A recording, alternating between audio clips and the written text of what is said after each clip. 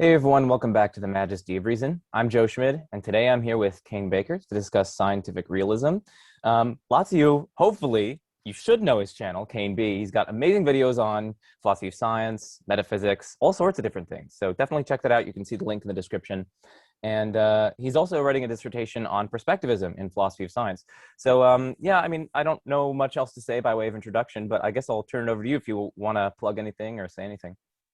I don't know. I'm not really that good at introductions, so I'm not really sure what to say other than, yeah, if you're interested in philosophy, you should check out the channel because, yeah, there's a lot of different topics on there, and I've been doing it for quite some time. So, quite a lot of content there that may be of interest, or maybe not. It's up to you. Do what you want. But I don't know. Yeah, that's me. And I think your introduction was fine, so I don't really need to say anything. So I'm just going to stop talking now and hand it back over to you. All right, sweet. So I guess we could probably start off by defining scientific realism and its different components, like the metaphysical and epistemic and semantic components of it. So can you walk us through sort of these different, potential components of it? And yeah. Yeah. So scientific realism. Um, I mean, the simple way to put it, if you're just expressing it colloquially, would be to say, well, the scientific realist holds that our best theories about the world, that we're justified in believing that our best theories are true. And so to break that down a little bit more precisely, different people have different conceptions of what exactly scientific realism is, which I imagine if anybody's ever explored philosophy, they'll know that everybody has different definitions of everything. But the definition that I quite like is so scientific realism involves, first of all, a metaphysical claim, which is a claim that there is a mind-independent external world. There's something out there beyond our minds. So, we're ruling out things like idealism. Then there's a semantic claim, which is that our theories should be taken literally. They should be taken as literal descriptions, so that when a scientific theory talks about things like electrons and mitochondria and black holes, you should the right interpretation of that is that it is literally just trying to describe things in the world. And so this would contrast with I mean, these kinds of views aren't really very popular anymore, but it was once the case that there were a lot of philosophers who held that when theories make claims about things beyond what we can observe, those claims should be taken as, in some sense, maybe non-literal. So maybe instead of when scientists talk about electrons, right, really they're just talking about tracks in cloud chambers and things like that. So claims about these unobservable things should be reinterpreted so that they're really claims about observables. As I say, those kinds of views aren't really very popular anymore, but it's just worth saying, right? So there's the semantic claim: theories are literal descriptions, and then there's the epistemological claim, which is a claim about justification. So the realist will say that in some cases, obviously not in all cases, but in at least some cases, when we look at our best theories, theories that are very, very well confirmed, theories that have a lot of explanatory power, theories in fields of science that are very mature. So think about things like, say, the standard model of particle physics. We're justified in believing that those theories are true. So basically, there's a mind-independent world out there. Our theories try to describe it, and some of them get it right. I think that would be the way to put scientific realism. Yeah, that's good. I think two things that we might want to dwell on briefly here might be the notion of approximate truth and also the distinction between unobservables and observables. So approximate truth, well, scientific realists, they recognize that, all our current theories, even the ones in mature, our mature sciences, mature theories and whatnot, the ones that have gained a kind of widespread acceptance and we have the methodology down, they're not going to be perfectly accurate, not going to be entirely, down to every minute detail, capturing reality. And so what they really want to say pretty much is that these theories are just approximately true. And this has gotten a lot of pushback from a lot of anti-realists, because they're like, well, what the hell do you guys mean by approximate truth, right? I mean, surely either the cup's on the table or it's not on the table, right? There's no approximate fact of the matter there. So can you take us through, like, I guess, why this, I don't know, maybe just illuminate approximate truth for us, and why it matters at this stage? Well, I don't know if I necessarily agree completely with your characterization, actually. So I think that yeah, there are problems with the notion of approximate truth. I don't know if that's the sort of usual line that anti-realists will take, and the reason is because it looks like there are very persuasive reasons to think that we're probably going to have some sort of notion of approximate truth, whatever our view is on the realism anti-realism debate. And so, just to take your example of the cup on the table, right? So you said, that look, the cup's there or it's not there, right? And like that's it. That's either true or false. But we might sort of look at that and say, well, okay, but hang on a minute. When we talk about the cup on the table, like what exactly are we referring to when we use the term cup? I mean, there are lots of problems in metaphysics about like the constitution of objects, for instance. I'm just looking at a cup right now. That's why I was looking away. I have a cup in front of me there. And, but yeah, what was I saying? So, okay, I have this cup in front of me, and the problem is that it's not clear that the term cup picks out, say, a specific object, because obviously the boundaries between different things are vague, right? I mean, if you zoom in far enough on that cup, then eventually you're going to find that it's difficult to draw an exact line around what the boundaries of the cup are. And so you might think that even with a claim like the cup is on the table, we are not expressing something that is like completely perfectly true. Maybe there's still some need for approximate truth there. Maybe a better example actually would just be something like if I say, I don't know, that I'm 5'6", right? So okay, that's true, but of course I'm not exactly 5'6", because we know that height changes throughout the day. If I lie down, I'm going to be a little bit taller because of there won't be the gravity compressing my spine, and obviously if you like zoom in far enough again, does the hair count, right? Where exactly are we drawing the boundaries? So there's all of those problems with making it precise. It looks like we want to say that that's true, but we're probably going to have to say that it's in some sense approximately true.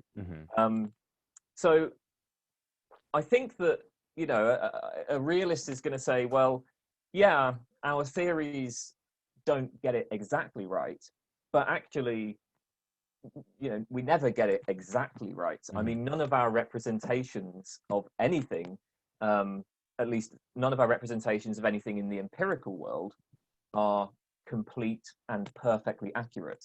I think so. Yeah, I think that's probably the way to put it, right? And I think that's probably something that both realists and anti-realists would agree on, right? We never have access to complete and perfectly accurate representations of anything in the world.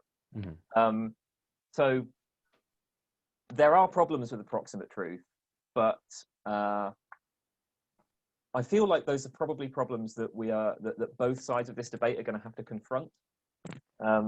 Does that make sense?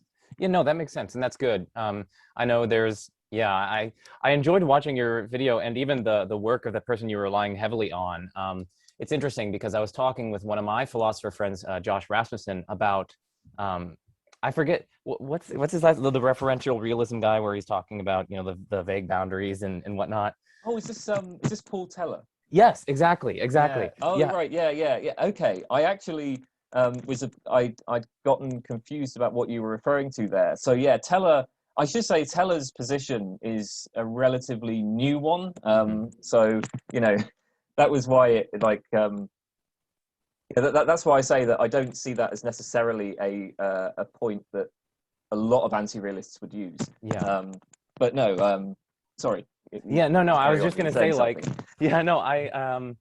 After your video on that, and I've looked into some of his work, and I was just talking about how this might apply in different domains, and like philosophy of mind and other sorts of things. So I just wanted to make that connection, and how, yeah, you're right that it's probably going to be this notion of approximate truth and approximation, and these points about, you know, referential realism and whatnot. These are probably going to be, like you said, applying across the different boundaries between the realists and the anti-realists. So the Well, actually, I mean, that is Teller's own position, right? Mm-hmm. So, you know, Teller has kind of criticized the realist notion of truth, Mm-hmm. but he's also criticizing the anti-realist notion of truth, because anti-realists traditionally want to say, okay, well, we have access to the observable world and we can make claims about observable things, and so there are truths about observables that we can express, like, for instance, the cup is on the table, you know, or I'm 5'6".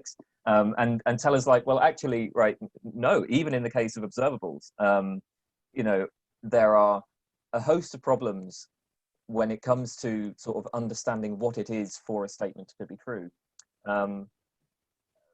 But then, you know, that's going to apply to both realists Mm-hmm. and anti-realists. Mm-hmm. So, yeah. Yeah. I guess one final thing to dwell on here for talking about realism and defining it is there are different strands of realism that I want my audience to be aware of. And I guess two quote unquote major strands might be entity realism and structural realism. Of course, within structural realism, you got like ontological or ontic structural realism and epistemic structural realism. We don't need to go that far, but we might just want to touch on entity realism and structural realism, because these guys are going to have different conceptions of, and potentially different responses to, well, not only the arguments against scientific realism, but in favor of scientific realism as well. Because, you know, some structural realists might respond to, say, the pessimistic meta-induction, which we'll cover later on. They might say, well, hey, actually, although science is the history of science is a history, it's a graveyard of failed theories, there's a significant amount of overlap concerning the structural relations and the abstract mathematical structural relations across such theories, and so the pessimistic meta-induction would be blocked. My point in saying that is just that this distinction is pretty important for evaluating the arguments for and against realism later on, and so I think that our audience should probably be familiar with that. So can you just maybe define this difference for us here? Well, you know, I think actually you kind of expressed structural realism quite well, Mm-hmm. because, yeah, so the structural realist is going to say that, well, I guess I should just sort of say, right, the point of this is that just in general, right, what a lot of realists have done is they've kind of moved towards forms of selective skepticism. So realists, in the face of various arguments from anti-realists, have said, well, okay, maybe we shouldn't say that our best theories are true just across the board. But what we can do is like specify particular aspects of those theories as being true. And a structural realist will say that we can believe the structural content. And I guess the best way to just intuitively think about structural content is to think of it as the mathematics, right? Like the mathematical laws and relations of the theory. That's not quite right. That doesn't, but that kind of gives you an intuitive sense of what they're getting at. Like you can look at, for instance, mathematical laws as that they're preserved across theories.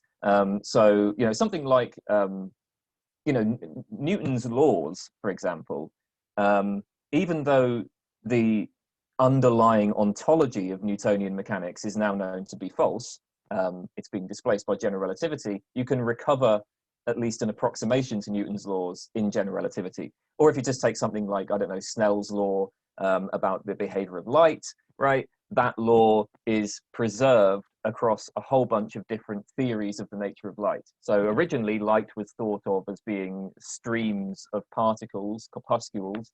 Then it was thought of as being a wave in a luminiferous ether.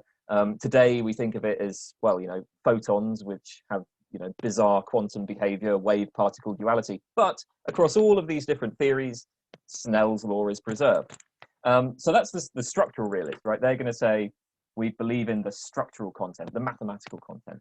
And the entity realist says, very different view, the entity realist, because the entity realist will be actually very, very skeptical of the truth of laws and structural content and stuff like that, what the entity realist says is, well, we can believe in the things that are postulated by the theories, the entities. So we can believe in electrons and black holes and mitochondria. Well, I mean, exactly which entities they're willing to believe in will depend on what arguments they use. But you know, so electrons, for example, we can believe in them, and the reason why we can believe in electrons is because we manipulate electrons to build things like electron microscopes. You know, you can literally like shoot streams. Yeah, of Ian hacking, right? Ian hacking. If you can spray them, then they're real. Right. That's a great quote. Yeah, I like that one, and that kind of sums it up.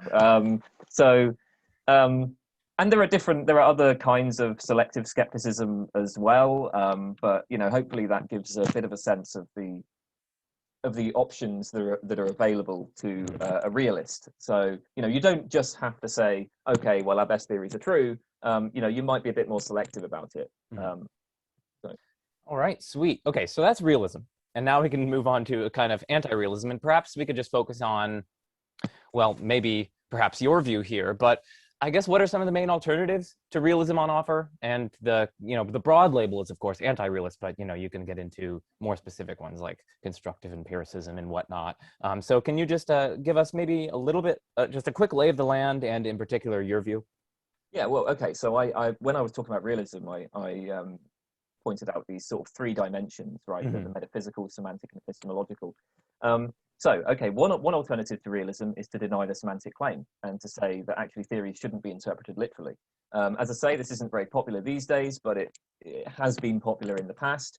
So for people who hold this view, there's just not even a question of whether or not theories truly describe the observable, the unobservable, because they're not even trying to do that.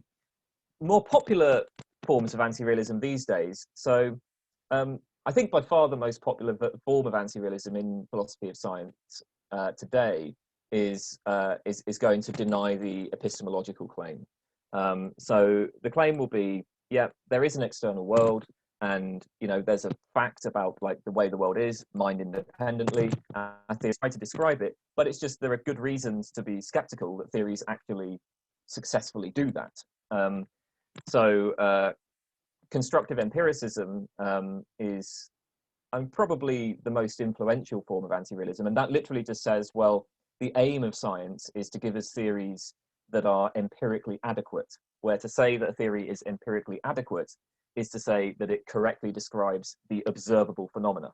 So, you know, okay, it correctly accommodates the facts about cars and trees and mountains and oceans, but electrons, mitochondria, black holes, right? We should be skeptical of all of that, of anything unobservable.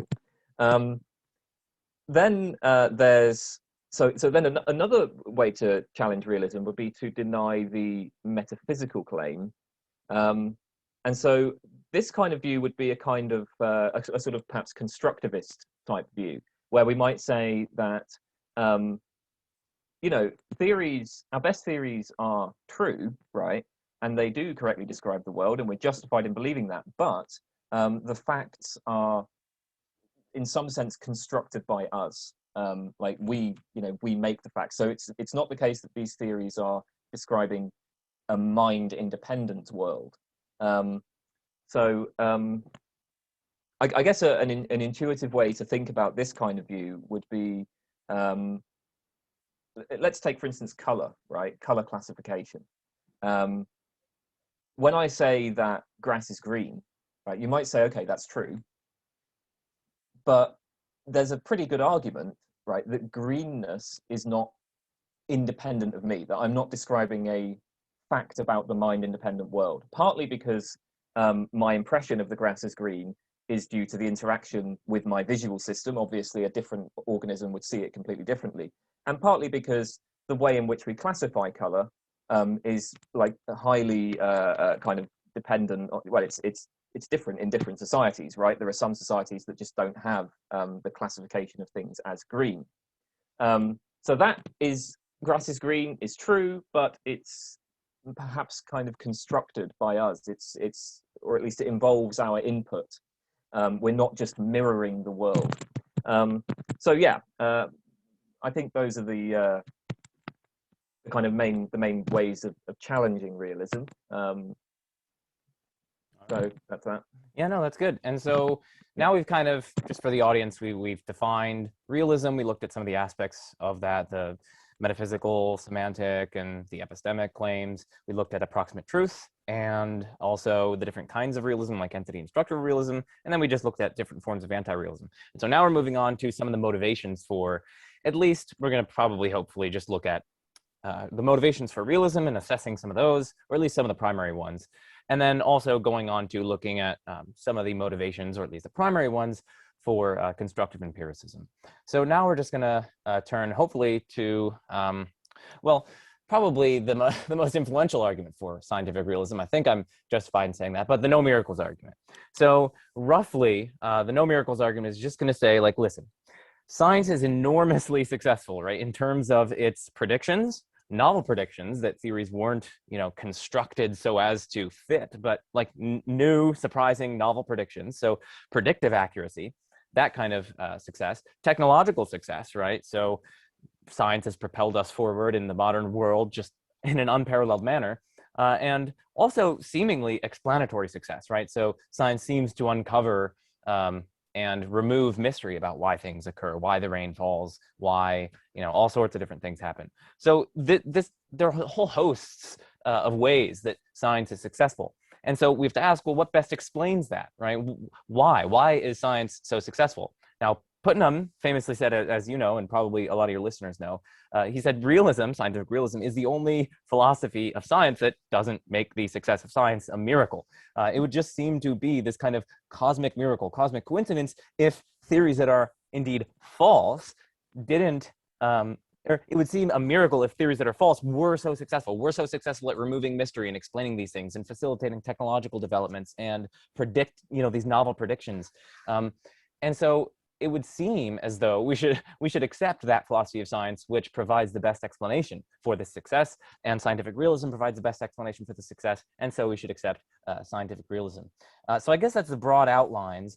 And you can do a Bayesian form as well. You can say, oh well, the probability that we would see such success conditional upon the truth of our mature scientific theories is much greater than the probability that we would see such success conditional on the falsehood of such theories, and therefore we have evidence per Bayesian confirmation theory, blah, blah, blah, for scientific realism vis-a-vis scientific anti-realism.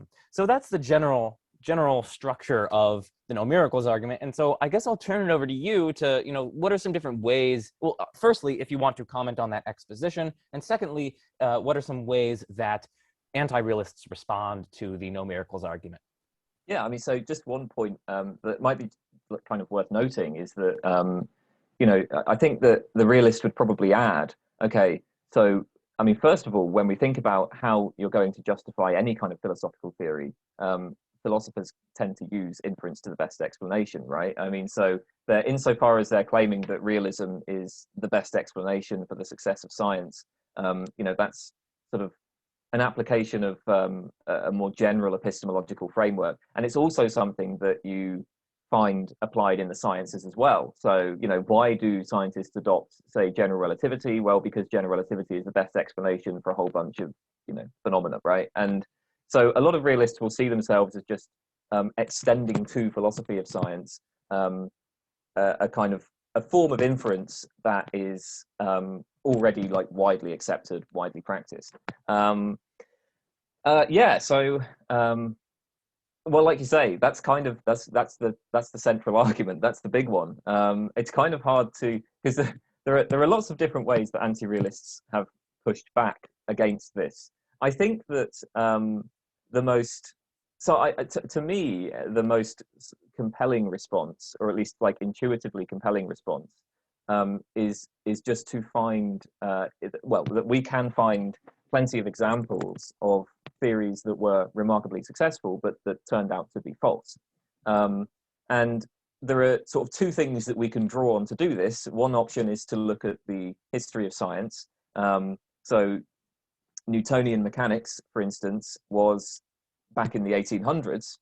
I mean, the most incredibly powerful theory that anybody had ever developed, right? Like in terms of its predictive accuracy, in terms of its explanatory scope, it was a theory of incredible power. I mean, it still is today, because we still use Newtonian mechanics today to send probes to Pluto. So, you know, this is a really, really successful theory, but, oh, look, it turns out that its claims about the underlying structure of space and time, and its claims about how that relates to, you know, mass and so on, and gravity, it's just wrong. It's now being displaced.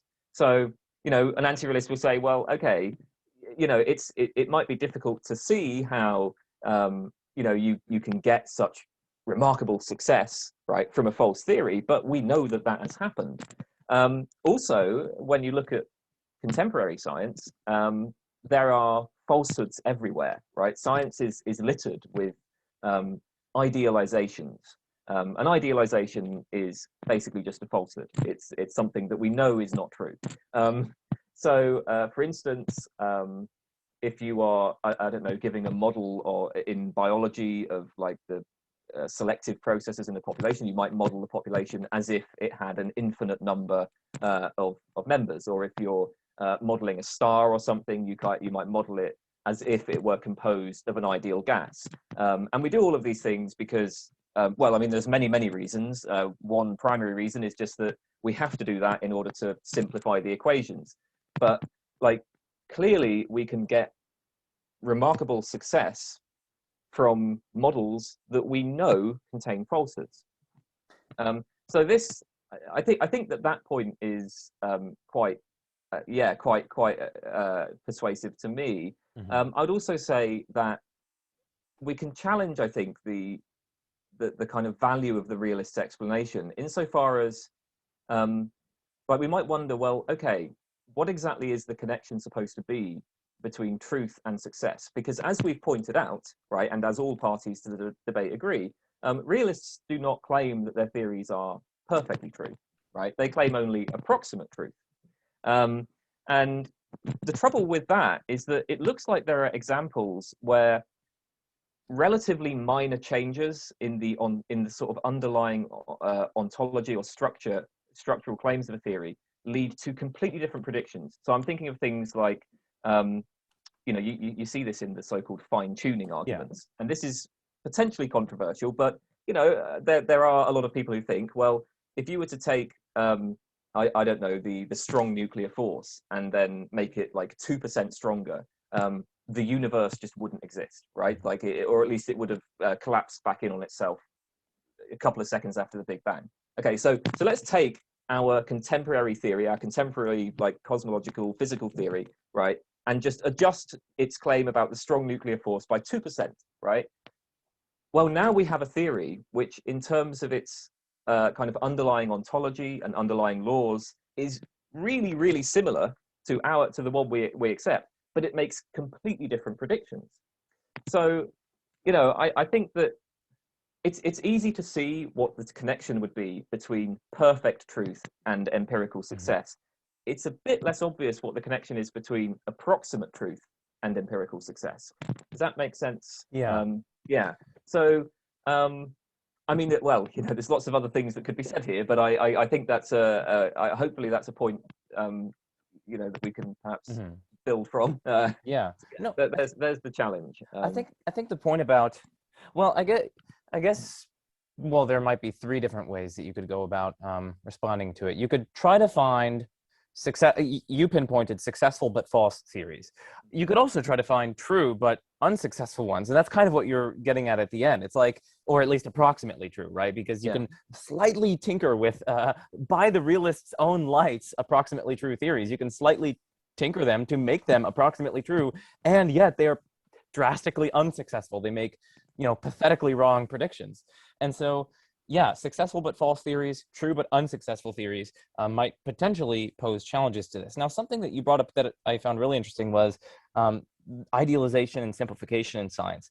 And I think an interesting point that that can be made here is that it seems that these falsehoods are oftentimes actually essential to the success of some of the predictions. It's like, it's precisely because we idealize that we can make a lot of these really, really good, really accurate predictions. By contrast, if we were not to idealize, then things would get extremely unwieldy, extremely difficult, and we probably wouldn't even have the kinds of successful technological development and predictions and whatnot. So it's almost like it's precisely because we have the falsehoods, the idealizations, and the simplifications that, at least on many occasions, you get the kind of success that we see. So I'm wondering what you think about that kind of way to bolster what you're saying. Oh yeah. I mean, absolutely. That's yeah. I don't know. I think you put that very well. You know, there are kind of ways out for the realist. I mean, in response to any of these things. So, you know, I don't want to sort of make it seem like, you know, this is somehow a kind of knockdown argument, because you know, there are no knockdown arguments in philosophy. But you know, this is a, I think, very, very serious problem, right? Like, so because what the realist is ultimately doing, to put it in, you know, very simple terms, is trying to make an inference from success to proof. And we can point to all of these cases in which idealization, as you say, are essential in allowing us to actually make the predictions that we do. Like, it's not even possible, well, certainly not possible in practice, for us to remove all of the idealizations, even in relatively simple cases. Like, if you take, say, models of a pendulum, the kind of simple pendulum is something that is it assumes, so let's say you've got a bob on the end of a spring, right? Well, it's going to assume that the bob is a point mass. It's going to assume that there's no friction, no air resistance. It's going to assume that the gravitational field is perfectly uniform. It's going to assume a whole bunch of other things, which I can't think of off the top of my head. But there's a long list of idealizing assumptions, and we can get rid of some of them, right? Like, so, and this is kind of what a realist will look at. They'll say, well, hey, you know, we can get rid of some of these idealizing assumptions and make increasingly accurate predictions. But the problem is we never get rid of all of them. And the interesting thing is that if we did get rid of all of them, like, let's imagine that we had a model of a pendulum that removed all of the idealizing assumptions. So it was perfectly true, right? I have a pendulum here, and I have a model of that pendulum that is perfectly accurate. Well, now notice that my model of this pendulum, because it's perfectly accurate to that pendulum, it's not going to apply to any other pendulum. Mm-hmm. So I have, in a sense, reduced, like, I've increased the accuracy, but I've massively reduced the explanatory scope. Mm-hmm. Because now I have a perfect model of this particular pendulum. But what we really want is a model that applies to many, many pendulums. And so this is why idealizations kind of play an essential role in the success of our theories, because part of the success of our theories is, well, as I think you mentioned earlier, you pointed out the explanatory success, right? The explanatory scope, the fact that we can kind of unify a whole bunch of different things under a single scheme, right? That's a really important function that theories play for us. And it seems like some idealizing and simplification is actually essential for them to do that. Mm-hmm. Yeah. Well, you know, as much as I'd love to dwell on the no miracles argument further, and, you know, maybe I'll put some links in the description for people to look into it further, because of course there are going to be realist responses to that, and, you know, anti-realist further responses and whatnot. And there's a lot of really interesting literature on this, and, like I said, certain Bayesian arguments from it. But yeah, I suppose just before you do, I should say, just so everybody's clear, that I'm very firmly on the anti-realist side. Yeah, so yeah. Hearing a biased view of this debate, if you were to talk to somebody else, they would probably have quite different things to say. Yeah. So just so you know where I'm coming from, like, yeah. And I guess for the audience as well, I am a scientific realist, so, but it's not my area of, like, primary research. As my audience knows, I mainly do stuff in philosophy of religion, philosophy of time, metaphysics. So I have very tentative views in this matter. And but yeah, I'm just trying to, you know, facilitate an unbiased presentation here as much as I can with you. So so let's move on to, we covered the no miracles argument. Maybe let's move on to one more argument for realism, and it's the fact that we seem to have a bunch of different ways of corroborating let's say, certain postulates of a theory, whether it be the entities or other aspects of the theory. Like you might have a proton NMR machine that can give you a certain result, and then you might have a microscope that gives you like exactly what you would expect if the thing existed, and you might have some other kind of independent means of corroborating that the thing exists, even though it's unobservable and it's something that anti-realists would like hiss at. So what do you, can you, I guess, perhaps speak further to this argument from corroboration? Because I didn't give as robust of a presentation as I did with the no miracles argument. So maybe speak further to what the realist is really getting at in this argument from corroboration, independent corroboration in particular, and also how anti-realists go about responding to it. Well, so this kind of argument comes up in lots of different contexts, and I don't know if there is a single argument, as it were, right? So it's interesting. This actually follows on quite nicely from what I was saying about idealization, because one sort of line, right, that realists will take here is to say, well, okay, yeah, right, like we have a bunch of models and they include all sorts of idealizations, but look, very often scientists will generate multiple models of the same system, right? So, you know, when we're, again, like if we're modeling a pendulum, we can come up with all sorts of different models of that pendulum with different idealizations. Again, you know, modeling a star, right? You will sometimes model it as if it contains an ideal gas. You'll sometimes model it as if, you know, it has a constant density throughout the whole star. Sometimes you won't, you know, you'll use different idealizations in different contexts. And so one way in which this kind of argument is applied is to say we can identify assumptions that hold in all of those models, that follow from all of those models. So if you've got, I don't know, let's say you've got like 5 different stellar models, okay, and they all contain different idealizations, but all of those models tell us that the internal structure of the star is a particular way. Like, you know, there's like a core and then a radiative zone and then a convective zone, just to give a simple example, right? And so all of these models, despite all their different idealizations, point at the same result.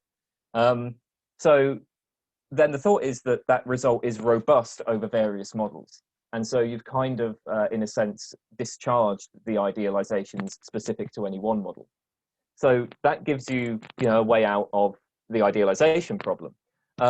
Another context in which you find this argument would be if we're, so like anti-realists will very often argue that, you know, we're not justified in believing claims about things beyond what we observe.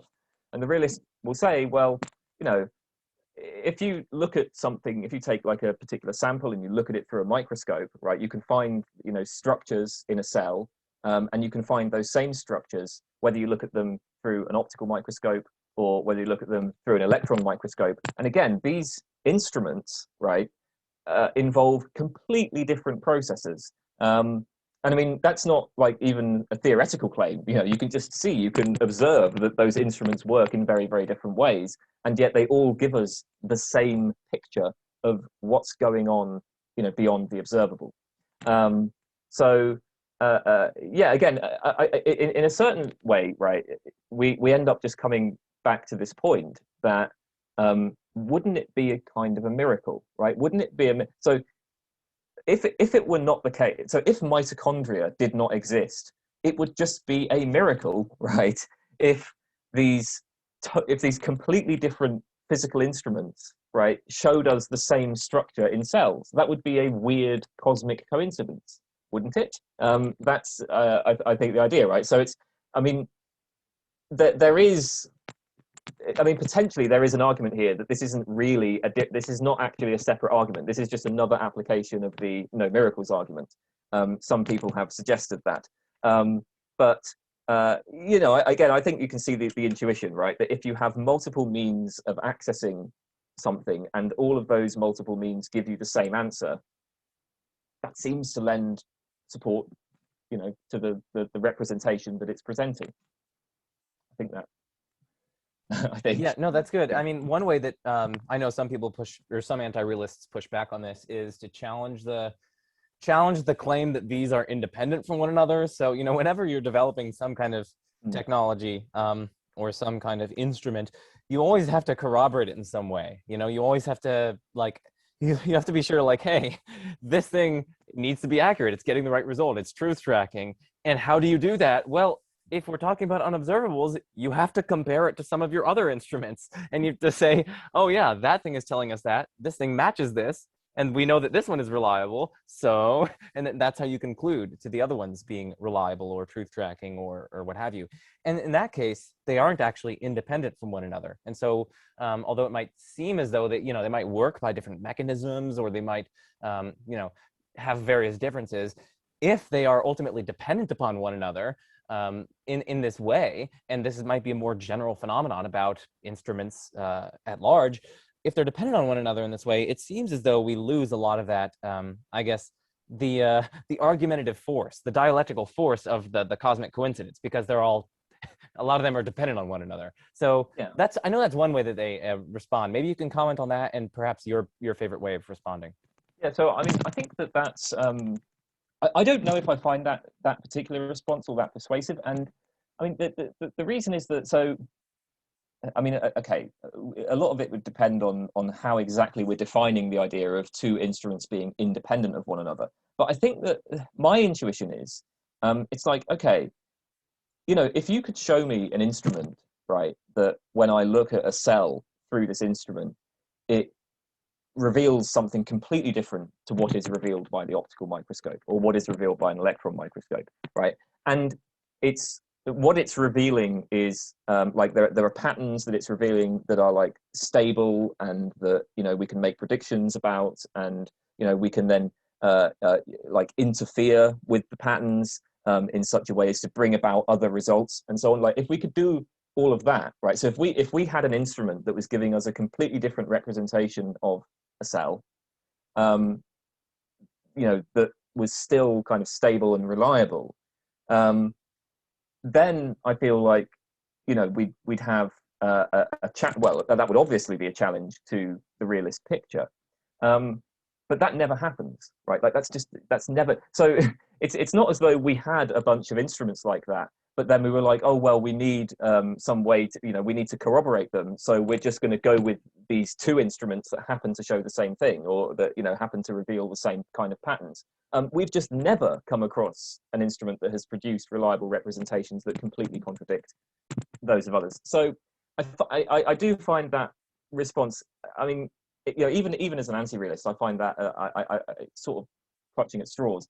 I think that my no, so my favorite take on this is well, I guess sort of two prongs. The first prong is to say that really this is just another inference from success to truth, and I'm already doubting that inference, right? Like this is, as I suggested, I see this as really just being another application of the kind of no miracles argument, which I have independent reasons to doubt.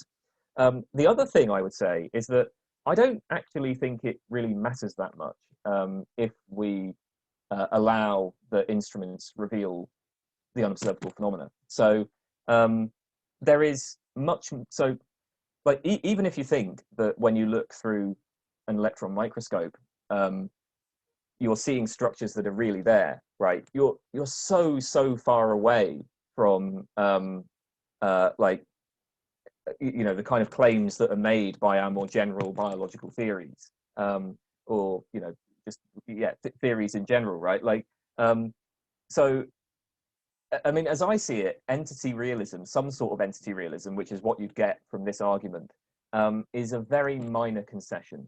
You know, because I mean, I'm happy to believe that there are some entities, right? Like I'm happy to believe there are cups and trees, and like if I have to push it a bit further and say, well, yeah, there are bacteria and cells, that's not really a big deal. I mean, remember that anything that you see through any kind of instrument, like an electron microscope, has undergone a great deal of like preparation, and you know, like things have to be fixed and stained and manipulated in particular ways, and then you're going to be making extrapolations from that to how things are in the environment. And in fact, we know from, like, if we're talking about I don't know, bacteria, for instance, we can only cultivate about 1%, or we think, of the bacterial diversity there is, right? So what you actually see through these instruments is a very, very, very narrow part of the world. So yeah, I think that's the sort of response I would take. All right. Yeah. No, that's good. Okay. So, unfortunately, we're going to have to leave the arguments for realism, and there are others, of course. So the realists in the audience are shedding a single tear, but that's okay. We can move on, and maybe just check out Canby's other videos on scientific realism if you want to hear some of those other ones. But also check the links in the description, because I've decided that I'm going to put some sources in there. Okay, so now let's move on to arguments against scientific realism. And I know in the outline that I sent you, I listed a lot of them, but maybe let's just look at, let's see, maybe the pessimistic meta-induction, because I'm really interested in that one. Unconceived alternatives, and then finally, I guess we'll just go on to what moved you towards your kind of current anti-realist view, and then we'll close it out. Okay. Okay. Yeah. So the pessimistic meta-induction, basically the history of science is a graveyard of failed theories. So the argument goes, you have like miasma theory of disease, where it's like bad air somehow or something like that causes it, and you've got like caloric and all these other sorts of postulates and theories and all these other sorts of things that are just flat out wrong, even by the realist lights. And if that's the case, if the history of science is this kind of graveyard of failures, why it would seem to be arbitrary to just privilege, our current theories are fine, but no, all those past ones, no, they're the failures. So really what this is just saying is like, oh, well, our history of science is a history of failures, and our current theories are at least relevantly similar to those. We don't have some kind of really special reason to privilege ours above them, and so we can inductively infer that our current theories are probably likewise not true. They are similarly they similarly belong, or at least will eventually belong, in that graveyard. So that's kind of the general thrust of the argument, and I guess I'll turn it over to you to either comment on that or maybe give maybe your take on it. Yeah, well, I think that's a very good summary. Countless successful theories in the past are wrong, so inductively we should infer that our current theories will probably be shown to be wrong as well. I think the pessimistic induction is a really great argument for making anti-realism intuitively plausible, but it's a bad argument as an argument. I don't like it either. Yeah, pessimistic induction, right? Yeah, so I don't like it. It's the kind of thing where it's like I say, if you're explaining anti-realism to somebody, then that's exactly what you do. You appeal to these past theories that were successful and false, but actually, I just don't think it works. And I mean, so part of this obviously is, I'm kind of a Humean, and I am skeptical of induction. Well, I don't necessarily want to say skeptical, but my take on induction is such that I don't think that. How should I put this? I don't think any inductive inference like that is rationally compelling. I don't think there's anything irrational about.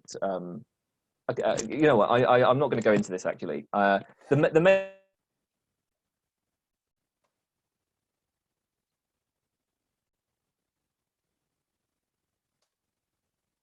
Oh no.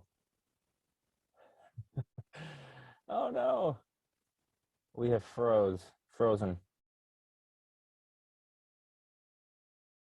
You've frozen for me. Okay, sweet, we're back. I will edit this out, but you were just saying, okay, yeah, so you froze for me, I froze for you, who knows what happens. It's still recording and we'll be fine. I'll just cut this out. So you were talking about how you don't think that inductions are sort of rationally compelling, and then you just said, well, you'll set that aside and you don't need to go into it. So I'll turn it over to you.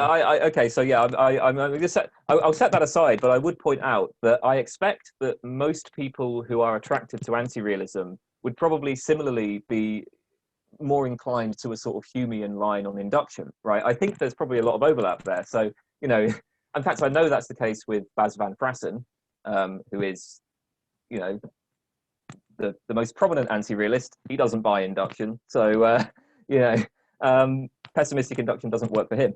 But no, the main problem is, right, even if we accept a traditional view of induction, I don't think the inductive inference works because contemporary science is radically different from past science. and I mean, there are so many differences that you can point out here, but I think that for me, the most compelling one would be something like this. When you look at these past theories, so particularly stuff like phlogiston theory and caloric theory, in their time, right, they were very successful, and they did have reasonably wide explanatory scope, and they could be applied. They made successful predictions and so on. The thing is that with contemporary theories, at least with our central theories, they seem to be so kind of deeply integrated with each other that the only way that, like, if you were to show that one of them was wrong, right, you're just going to have to do away with like the whole framework. So if you were to show, for instance, that there are no electrons, right? I mean, think about what would have to change, right? Our view of I don't know, electricity and electrical circuits, right? Is like the Krebs cycle, like right? everything is going out, like the Krebs cycle, yeah. like, yeah. Our view of, the production of the aurora borealis, yeah. our view of thermonuclear fusion in the core of the sun, our view of all sorts of biological phenomena, right? We appeal to physical theories in such a huge range of cases, and I don't think that was ever really the case with things like phlogiston and caloric, or at least, you could kind of, so I suppose in a sense, right, there's a sense in which, say, caloric was applicable in a wide range of conditions, because caloric was an account of heat, and obviously there's lots of circumstances in which we interact with heat, but they never made like specific quantitative predictions in such a wide range of cases, and they weren't so deeply integrated with theories in general. I don't think that there's any particularly good reason to expect that our central theoretical claims will be displaced in the future. I mean, I should say I wouldn't be surprised if they are, but I just don't think that the history of science provides a good inductive reason to expect that they are, because there do seem to me to be some significant differences between contemporary science and past science. So that, in for many reasons, I'm not persuaded by the pessimistic induction. Yeah. I mean, I also take that kind of relevant, that's my favorite response, pinpointing relevant differences between them that kind of blocks the inductive inference. And like you said, there are lots of others, including how many scientists and the interdisciplinary aspects that you were pointing to. And I think one author, one philosopher did this thing where he like proportioned, you might have talked about this in one of your videos. So I watched those like years ago, your scientific videos, but like, I remember one philosopher was like proportioning, he like drew it on a line, and he was proportioning. I know who this is. Yeah. He was Ludwig Farbach, I think. Yeah. I'm probably pronouncing it incorrectly, but I think that's who you're referring to. Yeah, exactly. And he's like, he's pointing out that like the scientific papers that are produced and the number of scientists working is like doubling every 15 or 20 years or something like that. And and if you like proportion the amount of scientific work going on, and you like put it on a line, actually what you see with this quote unquote history and graveyard theories is that in the infancy of science, you have, lots of failures, but then there's this huge portion of the line where it's not like that. And that's precisely what, you'd expect. So it's, I mean, I suppose the way to think about it is about like 95% of all scientific work that's ever been done has been done since 1920, right? It's been done in the last 100 years, right? And this graveyard of failed theories is generally found before 1920. Yeah, exactly. So, like, actually, most science, it's been pretty stable, it seems. So yeah. I did want to run by one further response before we really quickly touch on unconceived alternatives. I'm wondering if the pessimistic induction argument is self-defeating. I'm wondering. I just want to turn it over to you and ask, because, here's why one might think that. So they're trying to say, we can look at scientific theories. It's like a history of failures, and so we can infer the failure of current theories, or the probable falsehood of current theories. But like, run this with philosophical arguments, like philosophical positions, or even arguments in the scientific realism debate. I don't know. It's like most philosophical theories in the past are utterly false and bizarre and wrong. And so per this meta-induction, we should conclude that most current arguments and theories and whatever are wrong, including this pessimistic meta-induction. So by its own lights, we should think that the argument doesn't really succeed. I'm wondering what you think about this kind of self-defeat response. Yeah, so this is an interesting point. I think that the best kind of line to take on this would be to try to argue that the pessimistic induction isn't really a philosophical argument. So what you might then try to say is, well, oh no, it would still be self-defeating, actually.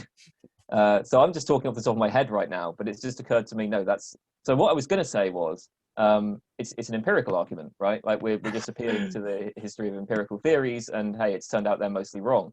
No, we can avoid it. We can avoid the self-defeat in this way. So number one, you argue that the pessimistic induction isn't really a philosophical argument, it's just a straightforward empirical argument, right? So it's what we've found here is an empirical regularity about the nature of science. So this is a kind of thing that it's not really philosophy. This is really, I guess, part of the sociology of science or the science of science, right? Because it's just inductive, right? You know, we're making observations and we're talking about the way science as an observable, like, social institution works, right? And then what we say is, okay, look, the changes that have occurred throughout the history of science are changes in the underlying ontologies. They're changes in the claims about the structure and nature of the unobservable world. The pessimistic induction is not making a claim about underlying ontology or anything like that. It's not offering an explanation. It's literally just saying, right, there are these changes in the way that science as an like this is a observable regularity about the nature of science. So an observable regularity about the nature of science is that over time the underlying ontologies of its theories tend to change. Okay, and so I think that would avoid the self-defeat, right? Because the pessimistic induction appeals to observable properties and it makes a prediction about what will happen, like, to things that we observe in the future, right? And it's not a philosophical argument, it's a purely scientific argument. And science, although we might be anti-realist about the unobservables, right, science does latch on to observable regularities. Okay. That's my attempt at a response.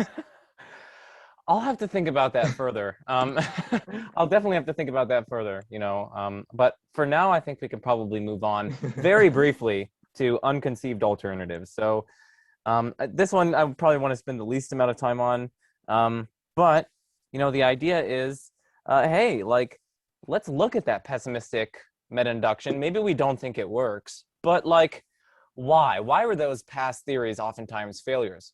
Well, oftentimes they just didn't really, the scientists developing them didn't really conceive of, you know, alternatives, whether it be conceptual things when it came to, you know, Einstein and whatnot. Like, we needed some conceptual development before that happened. So, like, unconceived concepts and unconceived methods and unconceived data and other sorts of things. Like, that's precisely why a lot of these past theories, say, didn't work. It's because the scientists that developed them, there were lots of alternative theories that were, you know, would be better than them, but they just didn't really conceive of them. And so if that's the case for all these past theories, well, why isn't that the case for present theories? Surely there are lots of unconceived alternative theories that are even better than and would supplant, say, our current theories. And so it's similar to the pessimistic meta-induction, but it's like focusing on the reason why maybe a lot of those past theories failed and, you know, attributing it to unconceived alternatives. Now, one of my worries for this is, again, a kind of self-defeat, but I'll turn it over to you. What do you think about that exposition and, you know, maybe your response? Yeah, I think the way that, so that was proposed by a guy called Kyle Stanford. And I think the way Stanford puts it is that this is more like an induction on the capacities of scientists, right? Yeah, it's just the claim that, yeah, we look at the history of past science. People just failed to conceive of the alternatives that were available to the theories at the time. I tend to think that this has a bit more going for it than the pessimistic induction does. And the reason is that, so I mentioned that there are these radical differences between contemporary science and past science. And in particular, right, we can endorse the unconceived alternatives argument, even if we take no opinion about whether current theories will be displaced, because it may be the case that one of the features of science is that it becomes increasingly systematic, and so increasingly, like, you get connections between different fields, and you sort of build up, and all sorts of different theories and models connecting with each other. I mean, that's what we find in science, right? Like, a biologist who proposes a biological model, it has to be at least consistent with contemporary physics, and will probably sometimes even appeal to like specific models in physics. So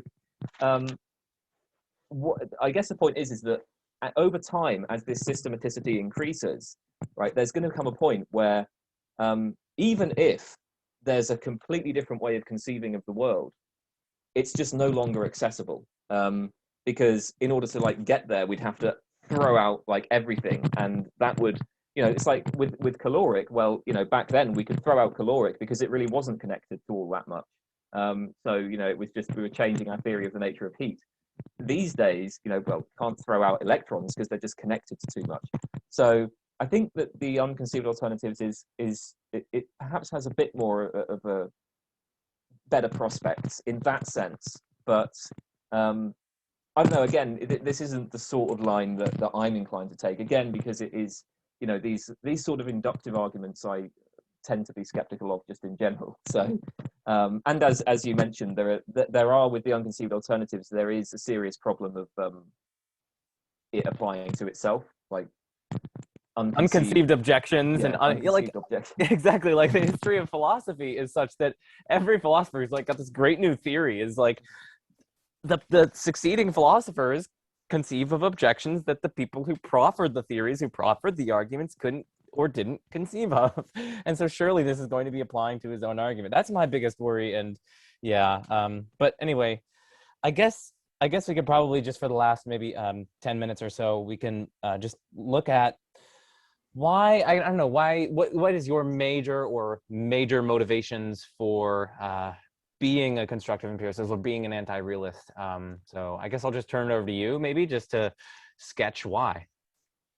Okay, well, I suppose I should say, first of all, I mean, I would count myself as, I think, a kind of constructive empiricist. But so I'm agnostic about the nature of the unobservable world. And with respect to observables, I'm a kind of constructivist. So I'm not really a realist in any sense anymore. I feel like the slogan would be constructivism about observables and agnosticism about anything unobservable, right? So, all right, what was it that made me change? Well, I don't know, it's difficult to pinpoint something specific. And I mean, part of this is because, well, I mentioned earlier, as far as I'm concerned, there are never any knockdown arguments in philosophy. I think that I know that when I was an undergrad doing my dissertation, I did my dissertation on the no miracles argument, and I went into it intending to defend it, and I found myself unable to do that because as I was writing about it, I just found myself, accumulating, like there were too many problems. And the thing is, once you've given up on the no miracles argument, I think that what underlies the no miracles argument is this inference from success to truth. And I became very skeptical of that inference from success to truth. And part of the sort of reorientation that happened with my philosophical approach is that I wanted to account for success in general in ways other than appealing to truth. Because the thing is that once you've started to become skeptical of realism, it does, at least for some philosophers, I think, it raises a serious challenge to a lot of other things that you're doing elsewhere in philosophy. If you're doing philosophy of time, then, I mean, am I right in assuming that that's probably going to require a kind of realist view of science? Yes. I think, right? Like, yeah, if you definitely. were to become an anti-realist, that would be a problem, right? Yeah. Yeah. So I had this like same kind of thing because a lot of the topics that I was interested in, that I was thinking about, actually rested on a realist view of science, right? So once I became a bit skeptical that was going to work, I had to radically rethink things.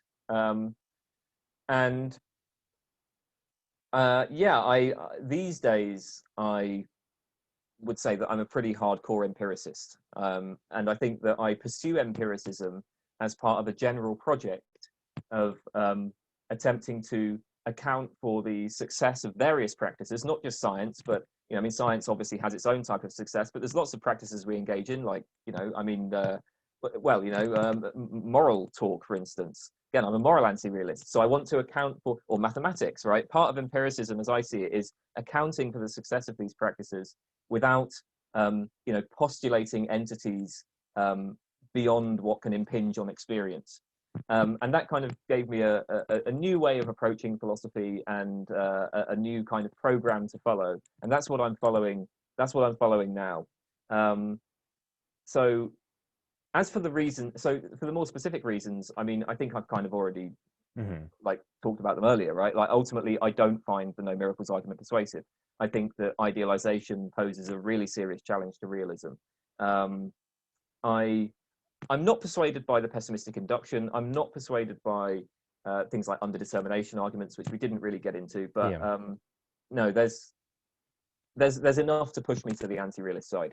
So I feel like that maybe wasn't a very good answer. It's kind of rambling and touched on all sorts of things. It's difficult. It's like asking. No, it's like asking someone who's spent their. Well, I don't know. It's like asking a philosopher of religion who is either a theist or an atheist, like, why are you a theist? Or like, why are you an atheist? It's like there are so many different considerations. It's like I don't know.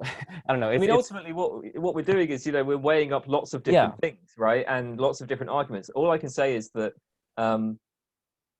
so once you reject the success to truth inference, and once you start thinking of, I mean, I no longer buy inference to the best explanation in general, right? I don't think that inference to the best explanation is a guide to the truth. Again, if you become skeptical of that, it's very hard to defend any kind of substantive realism. I think that in almost all forms of realism seem to rely on some sort of inference from success to truth. So once that's out, right, anti-realism becomes much more appealing. And I just think that ultimately the considerations weigh in favor of anti-realism. But I would say I don't think there's anything, as I see it, I don't think there's anything like irrational about being a realist. If somebody sort of just says, well, I'm just going to take our best theories as like guides to reality, and I'm just going to believe them, I don't think that would be a rationally indefensible move. So I'm pretty conciliatory in that respect. Yeah. Well, I think that's a good way to end our discussion. We've been somewhat biased throughout our presentation, but I think ending on a conciliatory note is going to be good. I guess. Thank you for coming on. And if you want to say any final words about either the discussion or I'll just turn it over to you for some final words. I don't think I have any final words. I mean, thanks for having me on. That was, that was fun. And I don't know. Yeah, thanks for that. Do bear in mind, that you were getting a very biased view there because. Oh, it's like your video on. Oh my goodness, your video on Newcomb's problem was hilarious. I love that. It's like you're like, I'm a committed one boxer, and I think these guys are crazy, but I'm going to try to present the arguments. I love that. I'm not. I say I'm not conciliatory about it. So realism, right, is perfectly rational. I think two boxing is irrational. But I'm prepared to go that far. I think that they are. So I'm not conciliatory about that. I am a one boxer, and I think that if you're a two boxer, you are indeed behaving irrationally. So, are you a two boxer? I lean towards one boxing, so I do. I lean towards one boxing. Good news. I wouldn't say I'm as firm as you, but I definitely lean towards one boxing. So, what's his name? He was on Alex Malpass's channel, Thoughtology.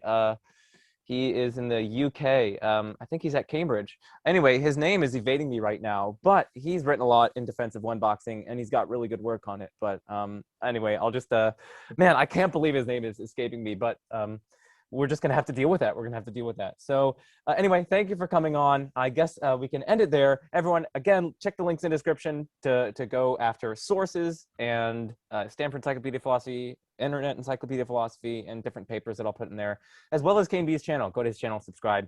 And so I guess what better way to end it there than I'm Joe Schmid. This is the Majesty of Reason, and peace out.